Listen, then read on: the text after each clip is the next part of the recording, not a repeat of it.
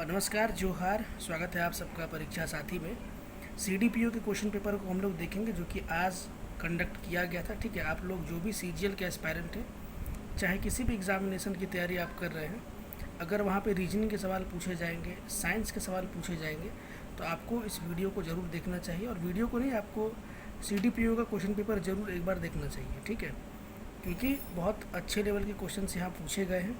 और जहाँ तक मुझे याद है, correct me if I am wrong, कि झारखंड में पहली बार सीडीपीओ का एग्ज़ाम हुआ है। ठीक है, उम्मीद करते हैं आगे और भी सीडीपीओ के एग्ज़ाम्स होंगे। तो भविष्य में जो भी लोग जेपीएससी की तैयारी करना चाह रहे हैं, जिनको लगता है कि जेपीएससी एक अच्छा अवसर उनके लिए लेकर के आ रहा है, तो आप लोग जितने भी एग्ज़ाम्स हो रहे हैं उसके क्वेश्चन पेपर को ज़रूर देखिए। ठीक है, स्टार्ट करने के लिए सेकंड पेपर का हम लोग पहले देख रहे हैं। इसमें साइंस के क्वेश्चन है और फिर फर्स्ट पेपर भी मैं आपको दिखाऊंगा।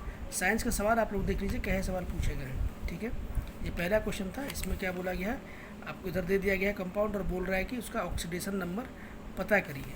ठीक है, तो इसका आंसर तो वैसे बी हो जाएगा। ठीक है ना। बाकी जिन लोगों ने अटैम्प्ट किया होगा और जिन लोगों ने एग्ज़ाम दिया है, अगर कोई है जो मेरे साथ जुड़े हैं, आप लोग कमेंट करके ज़रूर बताइएगा कि आपका एग्ज़ाम कैसा गया है। ठीक है, उसके बाद देखिए आगे क्वेश्चन है साइंस के। मैं सिर्फ आपको दिखा रहा हूँ, क्वेश्चन देख लीजिए। इससे पूछ रहा है कि कौन सा डिस्प्लेसमेंट रिएक्शन देगा, और काफ़ी क्लोज ऑप्शन है। अब जो भी लोग सीजीएल की तैयारी कर रहे होंगे और वो इस एग्ज़ाम को देने गए होंगे, उनको ज़रूर फ़ायदा हुआ होगा। ठीक है, जो लगातार साइंस वगैरह देख रहे हैं, क्योंकि इस तरह के क्वेश्चंस आप लोग 100% सीजीएल में उम्मीद कर सकते हैं। इस बार सीजीएल में आपको ऐसे प्रश्न देखने को मिलेंगे। ठीक है, तीसरा सवाल स्टैंडर्ड था। ठीक है, तीसरा सवाल स्टैंडर्ड था। क्वेश्चन आप लोग पढ़ लीजिए क्या पूछ रहा है, उसके बाद देखिए आप लोग से सॉल्व हो रहा है कि नहीं हो रहा है। ठीक है, आगे क्वेश्चन देखिए। 4 नंबर क्या पूछा गया है, किसमें से हाईएस्ट इलेक्ट्रिकल कंडक्टिविटी, ठीक है, यानी कि निम्नलिखित में से किसकी विद्युत चालकता सर्वाधिक होगी, और ऑप्शन आपके सामने है। ठीक है, गैल्वेनाइजेशन, ये प्रश्न आसान था, चलो ये आप में से मैक्सिमम लोग कर लेंगे। उसके बाद C4H6, मुझे लगता है कि ये सवाल भी ज़्यादातर लोग कर लेंगे इसको भी। ठीक है, इसमें से एल्युमिनियम का ओर क्या है, ये भी लगभग लोग सॉल्व करेंगे। विनेगर में क्या प्रेजेंट होता है, ये सवाल भी मैक्सिमम लोग सही करेंगे। तो यहाँ पे जो सवाल आपको फंसा सकता है, वैसे साइंस के कैंडिडेट इस सवाल में भी नहीं फंसेंगे, लेकिन याददाश्त ठीक ठाक होनी चाहिए। ठीक है ना, इसमें भूलने का बहुत चांसेस है, क्योंकि रिएक्टिविटी सीरीज़ और काफ़ी मिलता जुलता आसपास ऊपर नीचे का एलिमेंट है, तो थोड़ा बताना मुश्किल है। और ये 2 या 3, ये 2 सवाल अभी तक फंसने वाले हैं। पहला सवाल को भी मान लीजिए फंसाने वाला ही है। ठीक है, लेकिन उसके बाद बाकी सारे सवाल करने लायक थे, जो कि साइंस बैकग्राउंड के हैं। जिनका साइंस बैकग्राउंड नहीं है उनको हो सकता है कि दिक्कत होगा। अब कार्बोक्सिलिक एसिड जब ट्रीट करेंगे सोडियम बाइकार्बोनेट से, तो कौन सा गैस इवॉल्व होगा, जिसका आप लोग फार्मूला लिख के भी कर सकते थे। लेकिन अगेन बात वही है, साइंस बैकग्राउंड होना चाहिए। जिनका नहीं है उनको फार्मूला लिख करके सॉल्व करना काफ़ी मुश्किल हो सकता है। नेक्स्ट था, विच of the following will have highest number of electrons. ठीक है, देख लीजिए क्या है। एक सवाल पूछा गया है तो कोई मतलब है नहीं 11 नंबर का। ठीक है, 33% आपको 600 का निकालना था। उसके बाद रीजनिंग का सवाल देख लीजिए। ये सवाल आसान नहीं था। m=13 है तो मैट 34 है तो पेन क्या होगा। ठीक है, ये सवाल आसान था। आगे देखिए, इसको आप लोग सॉल्व करिए, आंसर बताइए क्या होगा। ठीक है ना, इसमें गलत कौन सा ये आपको बताना है। तो इस तरह के सवाल पूछे गए हैं। और उसके बाद ये भी सवाल आसानी था रीजनिंग का, बहुत मुश्किल था नहीं। ये सवाल है सॉलिड को, ये अगर हम बताएंगे तो इसका क्या होगा, तो वाटर था इसका। लेकिन आप लोग भी सॉल्व करिएगा कि क्या हो सकता है। मैं सारे सवाल दिखा रहा हूँ, एक बार आप लोग का क्या हो जाएगा कि जो भी लोग सीजीएल के लिए बहुत ज़्यादा परेशान हैं, उनको समझ में आएगा कि सवाल रीजनिंग के कैसे पूछे जा रहे हैं। ठीक है, खैर जेपीएससी और जेएसएससी अलग है, लेकिन यही स्टैंडर्ड इस बार सीजीएल भी लेकर के चलेगा। ठीक है ना, इसीलिए मैं आपके साथ ये सारी चीज़ें शेयर कर रहा हूँ। कोडिंग डिकोडिंग तो पूछा ही जाता है। फिर उसके बाद ये सिंपल सवाल था एक कैलकुलेशन का। फिर वेन डायग्राम से एक सवाल था। ठीक है, ये सारे सवाल करने लायक थे, आराम से किया जा सकता है। फिर एक क्वेश्चन यहाँ पे रीजनिंग का ही है। एक कमरे में 120 लोग हैं, आप लोग उसको सॉल्व करके आंसर बताइएगा। 3/5 महिलाएं हैं। यदि कुल लोगों का 2/3 भाग विवाहित है, तो कमरे में महिलाओं की अधिकतम संख्या क्या है जो अविवाहित है। ठीक है, इसका आप लोग आंसर बताइएगा। मेरा 40 आया था, पता नहीं सही है कि नहीं, आप लोग सॉल्व करके बताइएगा। उसके बाद सब ठीक ठाक क्वेश्चन है, सिंपल है। बहुत ज़्यादा डिफ़िकल्ट था नहीं, ठीक है। कोडिंग डिकोडिंग और समय भी काफ़ी था, 2 घंटा, तो किया जा सकता था। इसका बताइएगा आंसर क्या है, ये भी आसानी था, ठीक है ना। आप लोग सॉल्व करके इसका भी आंसर बताइएगा। आगे देखिए, अरेंज करना था, ये मुझे लगता है आराम से आप लोग अरेंज कर लेंगे, ठीक है। कैलेंडर, क्योंकि सीजीएल की तैयारी अभी मैंने छोड़ दिया था तो कैलेंडर मेरे दिमाग से निकल गया था। अब कैलेंडर को मैंने ट्रिक से पढ़ा है, ठीक है। अब जब भी सीजीएल या कोई ऐसा एग्ज़ाम होगा जहाँ पे रीजनिंग को फोकस किया जाएगा तो वो सारी चीज़ें दिमाग में रहती हैं, ठीक है। तो अभी जेपीएससी मेंस की तैयारी कर रहे हैं लगातार कुछ दिनों से, तो ये सारी चीज़ें दिमाग से निकल गई है। सॉल्व मैंने किया है, लेकिन मेरा आंसर शायद फ्राइडे आया था, मुझे लगता है कि गलत ही होगा। आप लोग जो अभी रीजनिंग कर रहे हैं, जो सीजीएल की तैयारी कर रहे हैं, ये सिंपल सा एक टास्क आपको दे रहा हूँ। 28 मार्च 2014 को कौन सा दिन है? अगर आप सीजीएल की तैयारी कर रहे हैं और आप नहीं सॉल्व कर पाएंगे अभी, तो फिर आपके लिए शर्म की बात हो जाएगी। सॉल्व करके बताइएगा इसका आंसर क्या आएगा, ठीक है। फिर नेक्स्ट क्वेश्चन देखिए, ये सारे रीजनिंग के सवाल हैं और कोई प्रॉब्लम नहीं है इसको सॉल्व करने में। लेकिन इसी तरह के सवाल अगर जेएसएससी में पूछा जाएगा तो वहाँ पे थोड़ा सा टाइम कॉन्स्टेंट रहेगा, तो वहाँ प्रॉब्लम हो सकता है। यहाँ पे क्या था कि समय की कमी नहीं थी, इसलिए आराम से सॉल्व हो रहा था। उसके बाद डायरेक्शन का था सवाल, और फिर ब्लड रिलेशन का एक सवाल। आप लोग सवाल पॉज करके देख लीजिएगा और सॉल्व करिएगा। इसका आंसर आप लोग बताइएगा, ठीक है। यदि हम घड़ी के डायल पर दर्शाए गए 1 से लेकर 24 अंकों को अंग्रेजी वर्णमाला के अक्षरों में बदल दें, सी से प्रारंभ करके, तो 16 बजे का समय कौन सा अक्षर को दर्शाएगा, ये आप लोग बताइएगा, ठीक है। नेक्स्ट देखते हैं। उसके बाद एक क्वेश्चन आपका डाइस वाला है, आपको बताना है कि इसको फोल्ड करेंगे तो इसमें से क्या नहीं बनेगा, इस तरह का सवाल था। आगे देख लीजिए, पेपर कटिंग वाला भी सवाल दिया गया था। तो सीडीपीओ में रीजनिंग के ठीक ठाक सवाल थे। अब ये भी एक सवाल अच्छा था, इससे रिलेटेड 4 से 5 सवाल थे, इससे संबंधित 4 से 5 सवाल थे। तो देख लीजिए, आप लोग सॉल्व इसको करिए और उसके बाद फिर कोशिश करिएगा इसको सॉल्व करने का, ठीक है। इंटरेस्टिंग सवाल था, मुझे लगता है इसको भी आपको सॉल्व करना चाहिए। पूरा स्टेटमेंट आप लोग पढ़ लीजिए और फिर उससे संबंधित 4 से 5 सवाल थे, ठीक है। इसलिए इसको छोड़ तो कोई नहीं सकता है, और वैसे छोड़ना क्यों है, क्योंकि नेगेटिव मार्किंग तो है नहीं, अटैम्प्ट तो सभी लोग करेंगे, ठीक है। उससे संबंधित ये 5 सवाल थे, आप लोग देख लीजिएगा और फिर देखिएगा आपसे कितना बनता है कितना नहीं बनता है, पॉज करके देख लीजिएगा। और फिर ये एक है, इसमें से ऑड वन आउट आपको बताना है, ये भी कोडिंग डिकोडिंग है। और फिर ये सब सिंपल सवाल है, इसमें कोई डिफ़िकल्टी शायद ही किसी को हुआ होगा, ठीक है। जो भी लोग सीडीपीओ का एग्ज़ाम देने गए होंगे, इन सब सवालों में उनको कोई प्रॉब्लम नहीं आया होगा। अब ये देखिए, एक सवाल था आपका, ये भी इजी क्वेश्चन है, कोई प्रॉब्लम नहीं है रीजनिंग का। अगेन एक और रीजनिंग का सवाल, इंटरेस्टिंग सवाल था, इसको भी आप लोग थोड़ा देखिएगा, अटैम्प्ट करिएगा। आसान नहीं था, कोई दिक्कत है नहीं, ठीक है। तो रीजनिंग में लगभग सारे क्वेश्चन ही सभी ने सही किया होगा, ठीक है। अब आता है मेन, जिसने सबको परेशान किया होगा जैसा मुझे लगता है, क्योंकि मैंने तो इसकी तैयारी की नहीं थी, ना करंट अफेयर्स पढ़ा था, ना कुछ किया था, तो मुझे तो बहुत ज़्यादा परेशानी हुई है। लेकिन जिन्होंने पढ़ा होगा, अब देखिए क्या है 41 नंबर क्वेश्चन में, for which writing was doctor Anuj Lugun awarded recently. उनको क्या चीज़ के लिए अवार्ड मिला था, उन्होंने क्या लिखा था। मुझे तो लगता है बाघ और सुगना मुंडा की बेटी, ये लिखा होगा, ठीक है। मैं गेस कर रहा हूँ, आप लोग उसको गूगल सर्च कर लीजिएगा, आंसर मिल जाएगा। बस ये बताना है कि क्वेश्चन देखिए अब यहाँ से कैसा पूछा गया है, ठीक है। In Jharkhand for the first time which disaster management solution was adapted. पहली बार क्या किया गया है। तो अवेयरनेस प्रोग्राम तो हमेशा से किया जाता है, किसी में भी मॉक ड्रिल भी होता है। रेस्क्यू ट्रेनिंग तो यार पहली बार कैसे कराया जाएगा, तो मुझे लग रहा है इसका आंसर कि पहली बार मानदेय राशि देने की कुछ स्कीम इन लोगों ने चलाई होगी। वैसे मैं बोल रहा हूँ ना, मैंने पढ़ा नहीं है, तो मुझे लग रहा था कि शायद डी होना चाहिए। बाकी आप लोग देखिएगा, करेक्ट करिएगा। जो लोग वीडियो यहाँ तक देख रहे हैं, आप लोग करेक्ट करिएगा, इसका आंसर क्या होगा नहीं होगा आप लोग ज़रूर चेक कर लीजिएगा, क्योंकि यहाँ से जो सवाल हैं करंट अफेयर से संबंधित और झारखंड से संबंधित, इस तरह के सवाल सीजीएल में पूछे जा सकते हैं। What is the minimum qualification for a drone pilot. अब देखिए कितना अच्छा सवाल है, झारखंड से संबंधित ही है। कोई ड्रोन अगर उड़ाना चाह रहा है, उसका मिनिमम क्वालिफिकेशन क्या होगा, ये भी कमेंट करके बताइएगा। बिरसा मुंडा पे एक बायोपिक फिल्म करेंटली शूट की गई है खूंटी में। तो डुम्बारी बुरू का पहले जो गांव का नाम था, डुम्बारी बुरू शायद नाम बाद में पड़ा, उससे पहले उस गांव का क्या नाम था, ये आपको कमेंट करके बताना है, ठीक है।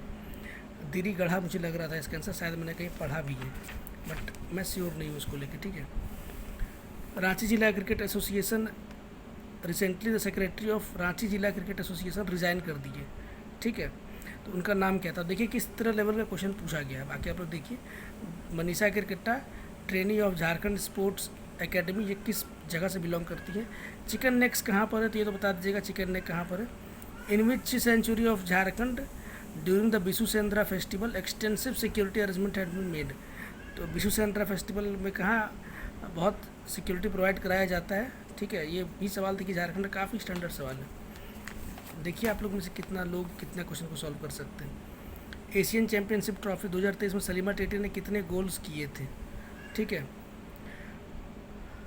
अब ये देखिए, आर्कुलर मित्तल स्टील प्लांट ये डेंजरस है फॉर 40 गांव के लिए, किसने बोला था ये आपको बताना है। नेक्स्ट है which country has been declared as the most powerful currency. अब किस देश की मुद्रा को सबसे पावरफुल मुद्रा बताया गया है 2024 में, ये करंट अफेयर का क्वेश्चन है। ये देखिए पहला फेज़ में कितने जगहों पे इलेक्शन था अभी लेटेस्ट का, इसका मतलब है कि बहुत क्वेश्चन बहुत एकदम ताज़ा सेट किया गया है। पहला जो चुनाव हुआ है उस पहले फेज़ में झारखंड में कितनी सीटों पर चुनाव हुआ था। उसके बाद एक सवाल पूछा गया था कि टोटल कितने कैंडिडेट थे 2019 में जो 1 लाख से ऊपर वोट से जीते हैं, ठीक है। नीलगिरी धार से एक सवाल पूछा गया था।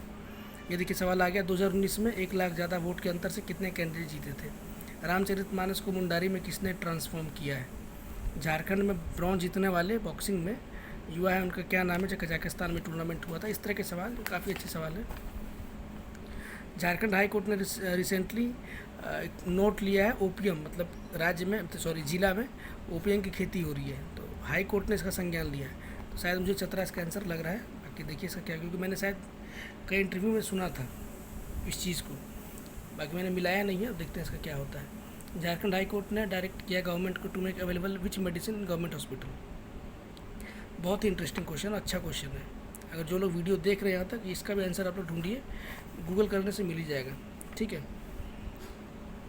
और इसी तरीके से बाकी सारे सवाल हैं, ठीक है। उसके बाद आगे कुछ सेंट माइकल स्कूल रांची का किसके लिए फेमस है, तो विजुअली चैलेंज लोग हैं, लेकिन शायद विकलांग लोगों को भी एडमिशन वहाँ मिलता है। अब ये आप ही लोग कंफर्म करके बताइएगा ये सही है कि गलत है। अभी हाल ही में पद्मश्री किसको मिला है, तो ये क्वेश्चन तो ठीक ठाक था। बस मैं एक करंट अफेयर्स का स्टैंडर्ड आपको दिखा रहा हूँ कि देखिए इस तरह का स्टैंडर्ड आगे भी आपको एग्जामिनेशन में देखने को मिल सकता है। वर्ल्ड हेरिटेज प्लेस में यूनेस्को की तरफ से भारत को क्या रैंक दिया गया है, ठीक है, ये बताना है। अगेन ड्रोन पायलट वाला एक और क्वेश्चन है, किसी स्कीम से संबंधित है, ये आपको बताना है, ठीक है। 2023 में भारत ने किस देश के साथ रुपी ट्रांजैक्शन वाला डील किया था। Which state will become the first state India to provide free in vitro fertilisation treatment 14 अगस्त 2024 को। ये सारे सवाल हैं। आगे सवाल और भी हैं, टोटल 100 सवाल थे। सुप्रीम कोर्ट ने 2 जस्टिस को अपॉइंट किया, तो कौन करता है आप लोग बता ही दीजिएगा, ठीक है।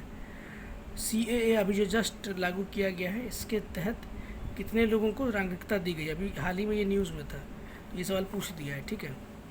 India will get which position in the world economy, 2030 तक भारत की इकोनॉमी का क्या रैंक होगा, ये पूछा है। मालदीव्स में जब टूरिज़्म के लिए भारत ने मना किया, तो श्रीलंका पे इसका क्या असर पड़ेगा, तो पॉजिटिव असर पड़ेगा, लोग श्रीलंका जाएंगे। क्वेश्चन का लेवल कैसा है आप लोग कमेंट करके बताइएगा। सागर मध्य प्रदेश में महिलाओं ने घड़ी और मोमेंटो बनाया, तो किस चीज़ से बनाया, आयरन, स्टील, थ्रेड, ढंग। उसका मणिपुर वॉयलेंस की वजह से किसने साहित्य अकेडमी अवार्ड नहीं लिया था, जनसिता किरकिट्टा का नाम शायद मुझे लग रहा है, ठीक है ना। In recent day due to change in election pattern extreme protest broke out, कहाँ पे प्रोटेस्ट हुआ था, तो इसराइल में ही हुआ था। What is the name of jury president from the Cannes film festival 2024। अब ज्यूरी का नाम पूछ दिया है, ठीक है। सर्च करने से सारा क्वेश्चन मिल जाएगा, मैंने सर्च करके किया नहीं और ना मैं सर्च करके आपको आंसर बता रहा हूँ। आप में से जो भी लोग सीरियस होंगे, जो वाकई एग्ज़ाम की तैयारी कर रहे हैं, एटलीस्ट इतना तो वो लोग खुद भी कर सकते हैं। क्वेश्चन मिल रहा है तो एटलीस्ट थोड़ा समय लेकर के सर्च करके वो लोग खुद ही देखेंगे, तो आपको याद रह जाएगा ज़्यादा, ठीक है। हर समय बनी बनाई चीज़ों के तरफ नहीं आकर्षित होना चाहिए, ठीक है। कुछ मेहनत खुद से भी करना चाहिए, खुद से ढूंढिए सारे क्वेश्चंस के आंसर, आपका यकीनन कहीं ना कहीं आपको ये हेल्प करेगा। In recent time in which city Robert Fico prime minister of Slovakia was shot. अभी हाल ही में न्यूज़ में भी आया था कि पीएम पर गोली चली है, ठीक है ना। 66वां ग्रैमी अवार्ड 2024 का best global music album category. अब ये सब करंट अफेयर से क्वेश्चन है, जिन लोगों ने पढ़ा होगा उन्होंने सॉल्व किया होगा। Who will host the 77th annual Cannes film festival 2024? कौन होस्ट करेगा ये भी आपको बताना है, ठीक है। ऑस्ट्रेलिया और इंडिया सर्कुलर इकोनॉमी का आप लोग क्वेश्चन पढ़ लीजिए। क्वेश्चन थोड़ा सा बोरिंग लग रहा है यहाँ से, लेकिन सवाल TDS थे करंट अफेयर्स के। जितना ही आसान रीजनिंग था उतना ही हार्ड ये सारे सवाल हो गए। यूक्रेन का डिफेंस इंटेलिजेंस का हेड कौन है ये पूछ दिया, ठीक है। यूक्रेन और ये वाला वॉर अभी चल रहा है रसिया वाला, तो डिफेंस इंटेलिजेंस के कौन हेड है शायद किसी ने देखा होगा, पूछ दिया है। अरस रिवर, अभी शायद ये ईरान के प्राइम मिनिस्टर वहीं गए थे उद्घाटन करने के लिए, शायद ईरान और अजरबैजान वाला ही है। इन recent day FR ballistic missile शायद रसिया ने लॉन्च किया था, मैं श्योर नहीं हूँ, क्या आप लोग देखिएगा। NA इंटरनेशनल फेस्टिवल में इंडिया ने पहली बार वहाँ शिरकत किया है, तो वो कौन सा कब किया था, किस वर्ष? अब यहाँ से बायोलॉजी का प्रश्न स्टार्ट हुआ है। सॉइल में कौन सा बैक्टीरिया होता है बताना है, ठीक है। ऑक्सीजनेशन नहीं होगा लंग्स में, किसके? एम्ब्रियो प्रेजेंट नहीं होगा किस में, ठीक है। कौन सा प्रोडक्ट बनेगा जब ईस्ट टूटेगा पायरुवेट में एरोबिक कंडीशन की वजह से, तो क्या फॉर्म होगा? ये सब आसान क्वेश्चन है, ठीक है, लेकिन देखिए कितने लोगों को याद है, कितने लोगों ने सही किया है। The number of pair of nerves which arise from the spinal cord, ये आपको बताना था। हॉर्मोन्स जो कि मेटाबॉलिज्म एंड ग्रोथ का कारण है, आसान क्वेश्चन था। Unicellular organism which reproduce by budding, ठीक है, यहाँ हिंदी में भी दिया गया है, हिंदी में पढ़ लीजिएगा। वायरल डिजीज़ कौन सा है, ठीक है, ये तो आसान प्रश्न था। आगे देखिए, ये बॉस बुबालिस किस स्पीसीज का नाम है? Which part of the brain control balance and coordination? Gravitational force act करता है दो बॉडी के बीच में। Which physical quantity share same unit as electric potential? Potential की तरह सेम यूनिट किसका है? तो बायोलॉजी और इधर जो लास्ट में साइंस से क्वेश्चन है, सारे क्वेश्चन आसान हैं, ठीक है। The temperature of water at a surface of deep lake is 2 degree Celsius. Temperature expected at the bottom पे क्या टेम्परेचर को बताना था। 1 dioptre is equal to reciprocal of which of the following distances, ठीक है, ये बताना था, ये भी आसान प्रश्न ही है। The frequency and peak voltage of house hold alternative current, इसका आप लोग ढूंढ करके आंसर कमेंट में बताइएगा, ठीक है, क्या हो सकता है इसका answer. Which part of the electromagnetic spectrum is primarily responsible for heating, heating के लिए कौन सा रिस्पॉन्सिबल है, ये भी बताना था। आगे कुछ और क्वेश्चन है, देख लेते हैं। What happen to the radiation falling on a perfect black body, जब ब्लैक बॉडी पे कोई रेडिएशन पड़ता है क्या असर होगा, तो आप बता ही सकते हैं। The process of change of state directly from solid to vapour, ये भी आराम से किया जा सकता है। Satellite use to telecast TV programme from one part of the world to the another, इसको क्या कहते हैं, कौन सा सेटेलाइट है, ये भी बता सकते हैं। और स्पीड ऑफ साउंड किस पे डिपेंड करेगा। तो ये 100 सवाल थे, ठीक है, ये टोटल 100 क्वेश्चंस थे। और क्वेश्चन का लेवल आप लोगों ने देख ही लिया कैसा था कैसा नहीं था। ये पेपर सेकंड है, अगर आप बोलेंगे तो पेपर फर्स्ट था ये। इसमें हिस्ट्री के क्वेश्चंस थे और कुछ क्वेश्चन पॉलिटी के थे, काफ़ी स्टैंडर्ड क्वेश्चन पॉलिटी से भी पूछा गया है, तो बोलिएगा तो इन क्वेश्चंस को भी मैं डिस्कस कर दूंगा। अदरवाइज़ आप बहुत सारे ग्रुप में जुड़े होंगे और तमाम ग्रुपों में ये सारे सवाल शेयर कर दिए जाते हैं पहले से ही, ठीक है। तो अगर आप चाहेंगे कि आंसर के साथ बताऊं तो वो भी कमेंट करके बताइएगा, मैं आंसर के साथ भी कभी टाइम मिलेगा तो वीडियो शेयर करूंगा। लेकिन आप जैसे भी करें क्वेश्चंस ज़रूर देख लेना, ठीक है। तो मिलते हैं किसी और वीडियो में, तब तक के लिए टेक केयर, गुड बाय।